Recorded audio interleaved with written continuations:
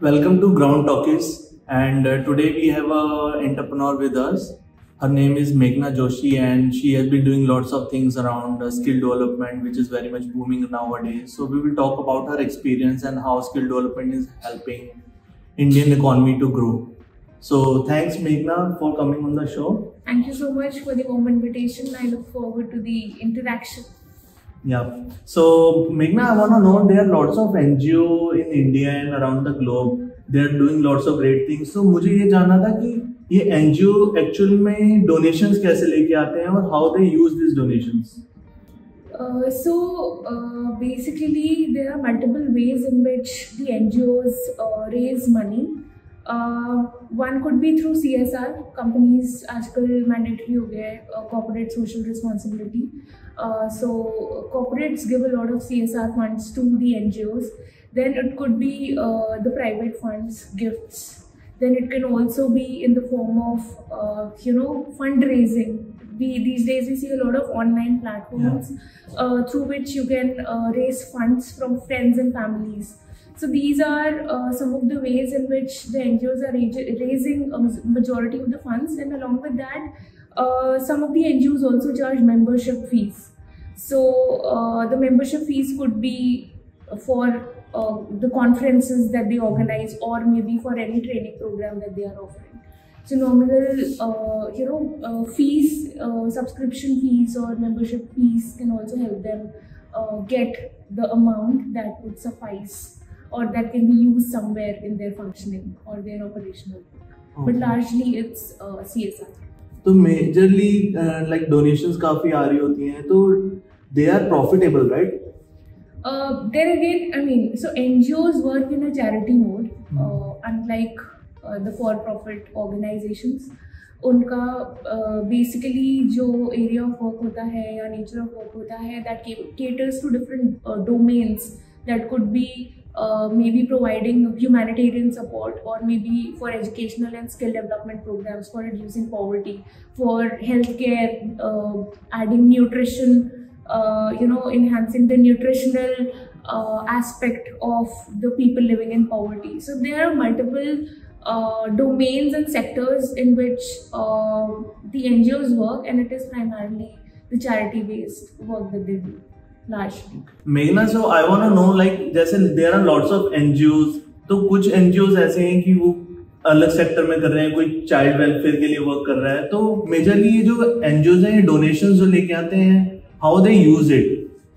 So अलग-अलग वे में अलग-अलग NGOs अपने डोनेशंस को यूज करते हैं. फॉर एग्जांपल आप किसी गांव गए और आपने गांव में देखा कि बहुत सारे बच्चे हैं और वहाँ पे आसपास स्कूल नहीं है. So educational programme can be one of the initiatives which these NGOs can roll out to empower the youth of that given village. So बहुत सारे जैसे प्राइमरी एजुकेशन का वो प्रोग्राम चला सकते हैं, या फिर नीड बेस्ड प्रोग्राम जैसे क्रिएटिव थिंकिंग का या करियर डेवलपमेंट का. सिमिलरली जैसे पॉवर्टी, आप किसी एरिया में गए विच बिल्कुल इंटीरियर्स में आप गए और आपने देखा कि बहुत पॉवर्टी है, वहाँ पे लोगों के पास खाने तक का सामान नहीं है. हमने कोविड के टाइम पे देखा था कि कितना माइग्रेशन हुआ, अर्बन से रूरल लोग गए, एंड उस टाइम पे we also saw that a lot of NGOs were distribution ration. Ration का बहुत सप्लाई उन्होंने प्रोवाइड किया to the migrant workforce who were moving from one place to the other, जिनके पास कोई साधन ही नहीं था. So that could be another way in which the NGOs use the money or utilize the money of the donations or the CSR that they get. तो ये जो NGOs होते हैं रियल में प्रॉफिटेबल होते हैं, बिकॉज डोनेशंस काफी आती हैं, तो आपको क्या लगता है कि वो सही तरीके से यूज करते हैं उन फंड्स को? Largely the work that the NGOs are doing, that is for the help of the society and the people. But कुछ ऐसे सिनेरियोज भी हमें मिले हैं जिसमें कम्युनिटीज़ ने खुद बोला है कि NGOs हमसे पैसे लेके चले गए और आज तक वो दिखे नहीं। सो you no majority of the times, even though we have a lot of NGOs who are doing incredible work at the grassroots level, जहाँ पे गवर्नमेंट भी कई बार सीप इन नहीं कर पाती है, चाहे वो एनवायरमेंट से रिलेटेड हो, चाहे वो पॉवर्टी से रिलेटेड हो, चाहे वो हेल्थ केयर से रिलेटेड हो, चाहे वो रूरल डेवलपमेंट से रिलेटेड हो, चाहे वो एजुकेशन से रिलेटेड हो। But lately we have also seen incidences जहाँ पे कम्युनिटीज से ही हमें सुनने को मिला है कि बहुत सारे NGOs आए थे जो फ्रॉड निकले, जो जिन्होंने बोला था कि वो इस तरीके का काम करेंगे, बट वो कम्युनिटी के लोगों से ही पैसे लेके चले गए। तो ये जो NGOs का कोई ऐसी रिकॉग्नाइजेशन या कोई ऐसी पहचान है जिससे पता लग पाए कि हाँ ये रियल में वर्क कर रहे हैं या ये वाले फ्रॉड है? हाँ, सो ये काफ़ी इंटरेस्टिंग क्वेश्चन है। हेंस कोई भी NGO को CSR फंडिंग देने से पहले या फिर डोनेशन देने से पहले you should always do a due diligence. So due diligence में हम ओवरऑल इम्पैक्ट चेक करते हैं कि उस पर्टिकुलर NGO ने क्या किया है। हम नीड असेसमेंट करके देखते हैं कि वाकई ये जो काम कर रहे हैं वो सही भी है या नहीं है। हम वहाँ जिस कम्युनिटी में वो लोग काम कर रहे हैं उन कम्युनिटी के मेंबर्स से जाके पूछते हैं कि वाकई क्या कम्युनिटी के लोगों को फ़ायदा लगा है इनकी इंटरवेंशन से या नहीं। So due diligence forms a very important aspect when you are giving any kind of CSR funding support to the partner organization or an NGO, and that forms the first base.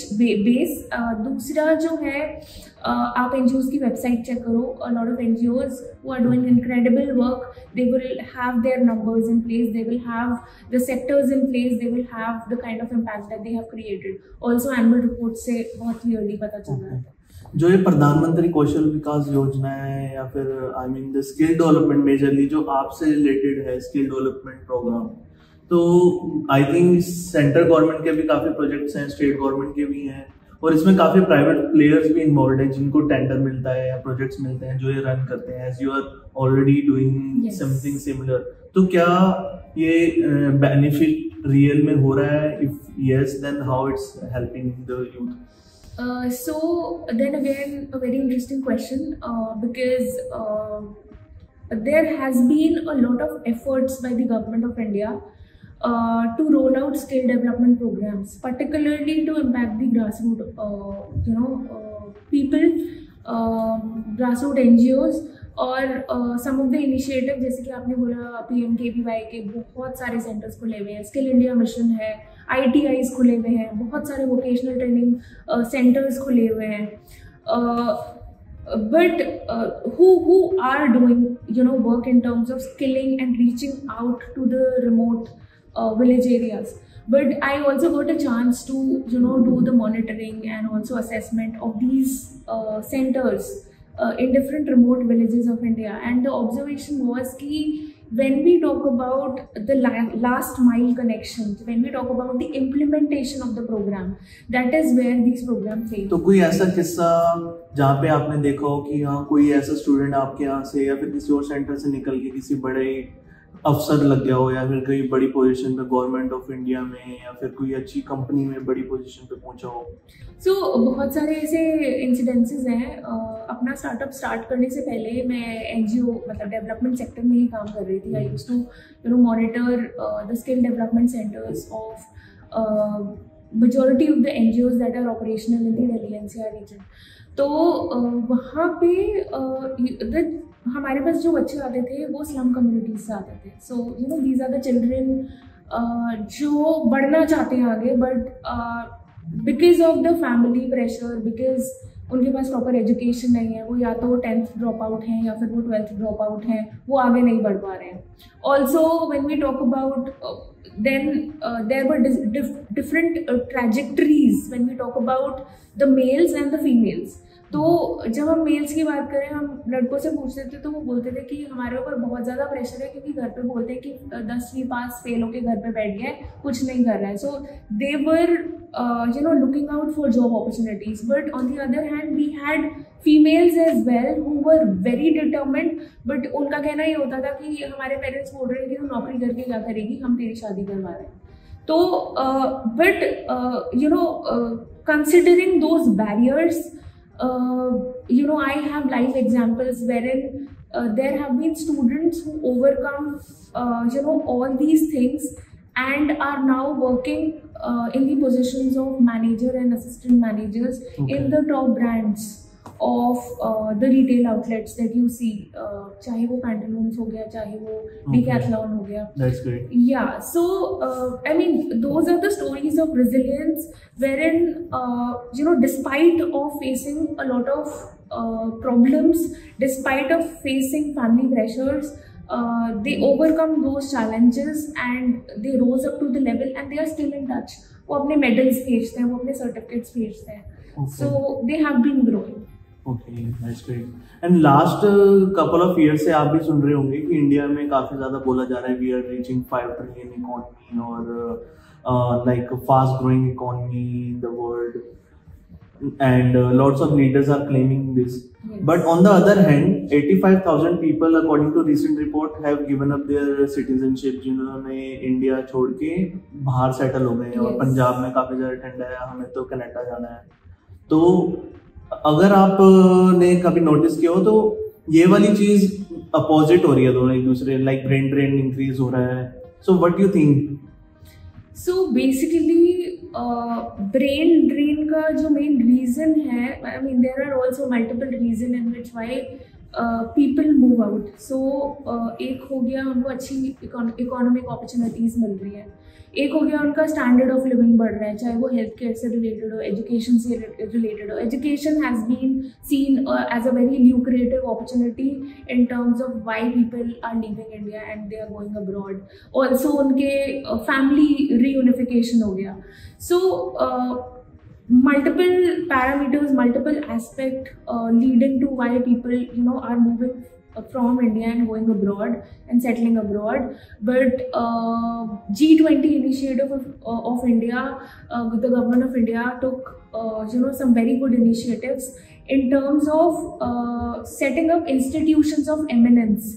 So G20 में ही ये decision लिया गया था कि India को top 100 India के educational institutions को top 100 positions में लाने के लिए India will be opening institution of eminence, जिसमें की कोशिश की जाएगी कि जो इंफ्रास्ट्रक्चर बाहर है वो बिल्कुल इंफ्रास्ट्रक्चर से लेके एजुकेशनल लेवल उस स्टैंडर्ड का हो, so that we come in the top 100 institutions in the overall ranking.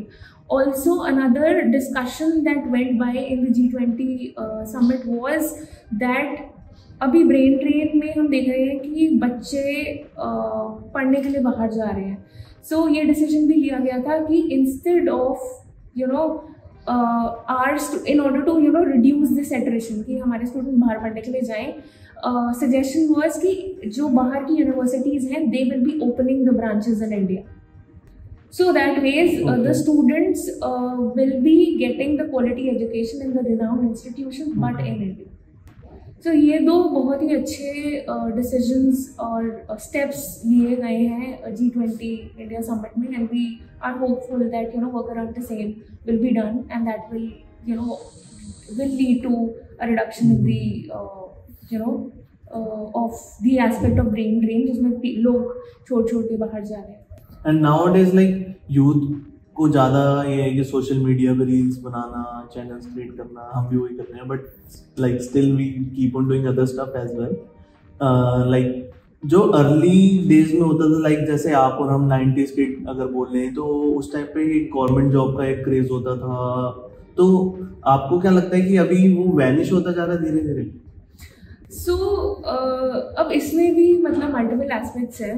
अगर हम अर्बन यूथ की बात करते हैं, so they want everything that is going on in trend. So चाहे आपका रील्स हो गया, सोशल मीडिया हो गया, एआई हो गया, डिजिटल हो गया, जो भी ट्रेंड में आएगा they will try to imbibe that, they will try to learn from that and they will also try to imbibe that in their lifestyle. But अगर हम रूरल इंडिया विलेजेस की बात करते हैं, अभी भी जैसे मैं गांव में जाती हूँ, वहाँ पे मैं बच्चों से एस्पिरेशंस पूछती हूँ आपको क्या बनना है. So standard answer that I get is या तो आर्मी में जाना है, या आईएएस ऑफिसर बनना है, या यूपीएससी का एग्जाम क्रैक करना है.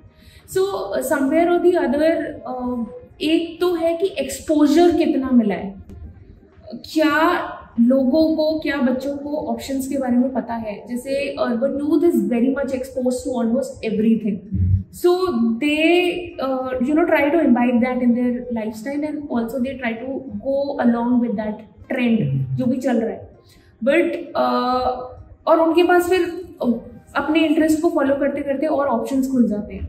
So civil services is not the only option. They then try to see what is it that they are liking, and then they try to go forward with it. Okay, so nowadays एक और चीज सुनने को मिलती है, काफी ज्यादा queries मेरे पास भी आती हैं, like friend circle and all, कि यूपीएससी में जाएं, सिविल सर्विसेज में जाएं, या फिर काफी क्रेज रहता है यूथ को कि हम अपना स्टार्टअप करें and should do something of their own. So what are your thoughts? So basically, I mean, my thoughts will be कि listen to your inner calling. ये मत सोचो कि लोग क्या बोल रहे हैं, because ultimately it is your path and you will have to walk through that path. So अगर आप policy level interventions, policy level changes में interested हैं, then you should, and you are passionate to make a change and a difference for the economic growth of the country. So it's better that you go in for the UPSC field. But startup is it's more of your personal calling, wherein you see that some problem exists and you have an innovative solution, and then in order to bridge that gap. और like mostly आजकल students को होता है कि 12th के बाद क्या करें, because BTech and for medical MBBS is like I think common thing. After non medical everyone is doing like BTech. So what you suggest, like कि कोई is there any short term courses और any आजकल के ऐसे कोई courses हो जो help कर पाए स्टूडेंट्स को कि they should go for this courses और they will help build their career? Definitely. So आजकल कुछ कॉमन चीज़ें हैं जो कि हर फील्ड के लिए ज़रूरी हो गई है. जैसे आपका क्रिटिकल थिंकिंग एंड कोलैबोरेशन. आप कितना डिफरेंटली आप सोच पाते हो, अपने सॉल्यूशंस बता पाते हो, और आप अपनी टीम के साथ कोलैबोरेट कर पाते हो. Then again team building. अगर आपको ग्रो करना है किसी भी लेवल पे, आपको टीम बिल्डिंग स्किल्स चाहिए ही चाहिए होगी, क्योंकि आप किसी भी फील्ड में अकेले काम नहीं कर सकते. Then entrepreneurial mindset and problem solving. ये कुछ ऐसी स्किल्स हैं जो कि आपको किसी भी सिचुएशन में, कोई भी अगर प्रॉब्लम में आप फंसे हुए हो, particularly when you are talking about seeking promotions for going in for the managerial positions, तो वहाँ पे आपको काम के साथ साथ अपनी टीम को भी. So, किस टाइप के कोर्सेज होने चाहिए? They should go for? बहुत सारे कोर्सेज हैं ऑलरेडी शॉर्ट टर्म जो कि आपके प्रॉब्लम सॉल्विंग को कैटर करते हैं, डिज़ाइन थिंकिंग को, क्रिएटिव थिंकिंग को, क्रिटिकल थिंकिंग को.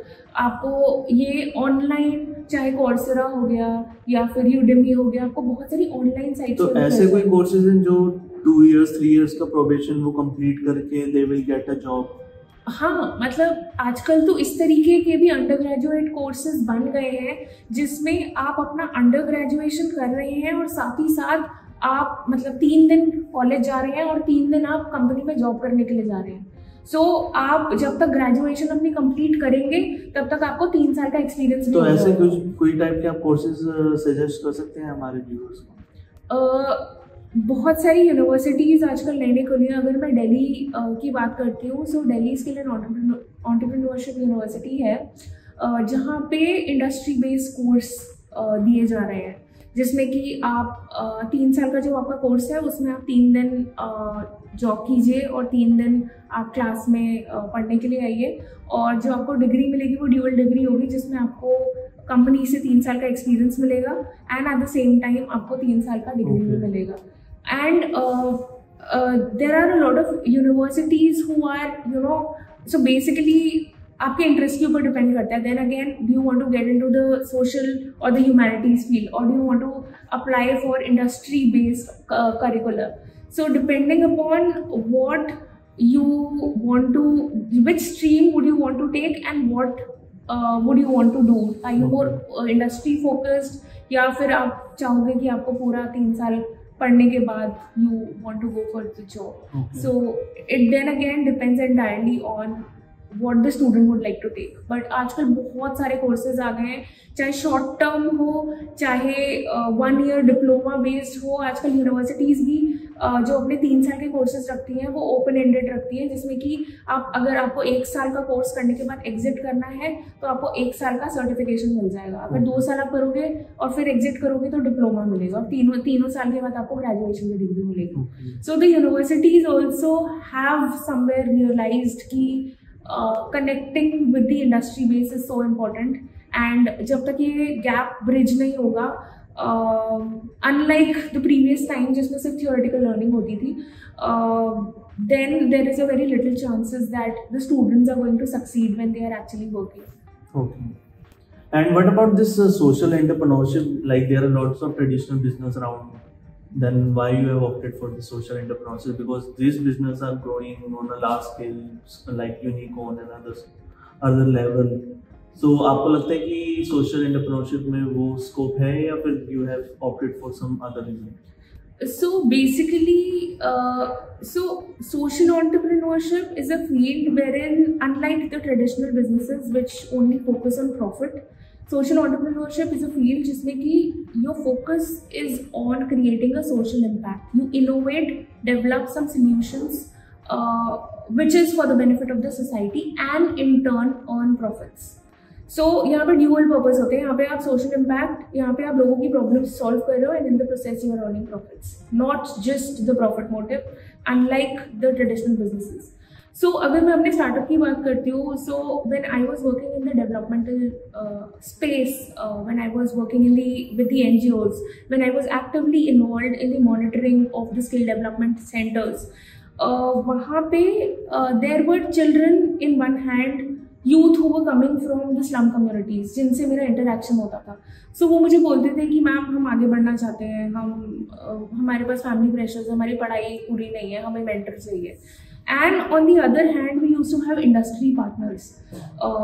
चाहे कोई भी आप ब्रांड ले लो, रिटेल की ब्रांड ले लो, मॉल्स एंड शोरूम्स में जो आपको फ्रंट फेस पे जो लोग मिलते हैं, चाहे आपका कैश काउंटर पे हो गया, सेल्स एसोसिएट हो गया, राइट. सो इनकी जॉब्स वहाँ पे लगती थी. तो आपने कितने स्टूडेंट्स अभी तक ट्रेन कर दिए होंगे, लाइक जितना आपको टेन्योर हुआ इस इंडस्ट्री में? There will be more than 5,000. 5,000. Yes. Nice. So the observation was कि स्टूडेंट्स बोलते थे कि हम बढ़ना चाहते हैं, आगे करना चाहते हैं, और वहीं पे जब वो ट्रेनिंग लेके इंडस्ट्री में प्लेस होते थे तो इंडस्ट्री के पार्टनर से जब मेरी बात होती थी वो बोलते थे कि इन्होंने पूरी ट्रेनिंग कर ली है, बट फिर भी इनमें वो स्पार्क नहीं दिखाई देता है और एट्रिशन रेट बहुत है. सो वो परेशान हुए थे कि हम इतनी मेहनत से हायरिंग करते हैं और 3-3 महीने में ये लोग बच्चे छोड़ के चले जाते हैं. So you know I was very clear कि there was some problem in between. एक ही ऑन वन हैंड वो बच्चे बोल रहे हैं कि करना चाह रहे हैं, but on the other hand industry partners बोल रहे हैं कि वो 3 महीने में छोड़ के जा रहे हैं. So in order to redefine this entire space of skill development centre, I started with my own startup. And I was also successful in raising the seed funding amount to get started with my own. So how much you have raised? So so I started my venture in 2020, okay. And so with my university incubator only I was successful. So मैं business model बनाने के purpose से गई थी, but then the investors who came, they liked it. They said कि we are willing to fund you. So I said okay. So but then you know the time when I had started, so I started off in January 2020, but हमने जब तक 3 successful batches निकाले थे, March में COVID happened, and you know these were the communities that got impacted the most. So from March to December onwards, my focus was not on raising the you know आगे का amount, but to then again redefine my business model, क्योंकि उस time पे जो आपके slum community के लोग थे, they were badly affected. They were leaving the urban spaces. So amount आपने जो raise किया वो? So मेरा जो total amount था that was 12 lakh. Okay. Initial. So that was your first round. हाँ. And so since then we have been working to redefine this skill development space, and also we have been working to empower the communities. And next year, now that we have built a lot of traction and also the revenue base, next year the plan is to also raise and make it a tech based. Okay. Nice. So that we are able to reach out to the tier 2 and the tier 3 cities as well. That's great. So thank you so much, Meghna. It was really nice talking to you, and thanks for sharing your experience and views on different skill development things today. And it was great having you on the show today. Thank you so much. It was lovely interacting with you.